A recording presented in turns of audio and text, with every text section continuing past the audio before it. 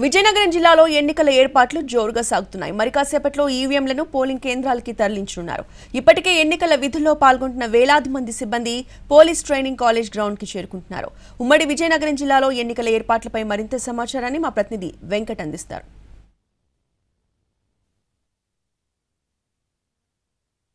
ఉమ్మడి విజయనగరం జిల్లాలో పోలింగ్ సర్వం సిద్ధమైపోయింది. ఇప్పటికే చూసుకున్నట్లయితే 21 లక్షల మంది ఓటర్లు తమ ఓటు హక్కు వినియోగించుకోవడానికి సిద్ధమయ్యారు. ఇప్పటికీ చూసుకున్నట్లయితే ఉమ్మడి విజయనగరం జిల్లాలో చూసుకున్నట్లయితే దాదాపు 1600 పోలింగ్ కేంద్రాలను ఏర్పాటు చేయడం జరిగింది. వీళ్ళందరూ కూడా ఈ వివిధ ప్రాంతాల్లో అంటే ఇక్కడ విజయనగరం జిల్లాలో చూసుకుంటే 226 రూట్స్ను ఏర్పాటు చేయడం జరిగింది. అలాగే మన్యం జిల్లాలో 180 రూట్స్ను ఏర్పాటు చేయడం జరిగింది. ఈ రెండింటిని పూర్తిగా ఈ అన్నింటినీ పోలింగ్ నిర్వహించేందుకు దాదాపు 16,000 మంది ఉద్యోగులను డిప్లాయ్ చేసింది. పూర్తి స్థాయిలో వాళ్ళకి తర్ఫీదునిచ్చి శిక్షణ కార్యక్రమాలను ఏర్పాటు చేసి పూర్తిగా ఎలక్షన్లు సజావుగా జరిగే విధంగా అన్ని ఏర్పాట్లు చేసుకున్నారు. విజయనగరంలో చూసుకున్నట్లయితే ఇక్కడ పోలీస్ బ్యారక్స్లో ఒక ప్రధానంగా ఇక్కడ కేంద్రాన్ని ఏర్పాటు చేశారు. ఈ కేంద్రం దగ్గర మనం చూడొచ్చు ఏదైతే వేసవి సందర్భంగా వీళ్ళందరికీ కూడా ప్రత్యేక ఏర్పాట్లు చేశారు. టెంట్లను ఏర్పాటు చేయడం, అలాగే కూలర్లను ఏర్పాటు చేయడం, ప్రతి ఒక్కరు కూడా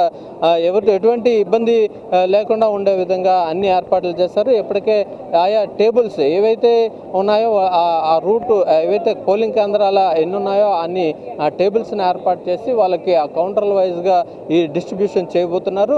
మెటీరియల్స్ ఉన్నాయో వాళ్ళన్నింటినీ కూడా గమ్యస్థానాలు వాళ్ళ పోలింగ్ కేంద్రాలకు చేరే విధంగా అన్ని ఏర్పాట్లు చేశారు. దీనికి సంబంధించి జేసీ గారు ఉన్నారు. జేసీ గారితో మాట్లాడే ప్రయత్నం చేద్దాం. వీళ్ళకి కూడా మనం డిస్ట్రిబ్యూషన్ అనేది రూట్స్ ఇవ్వడం జరిగింది. అలాగే వీళ్ళకి మీల్స్ కానీ ప్రొవైడ్ చేస్తామా లేకపోతే ఎట్లా సార్?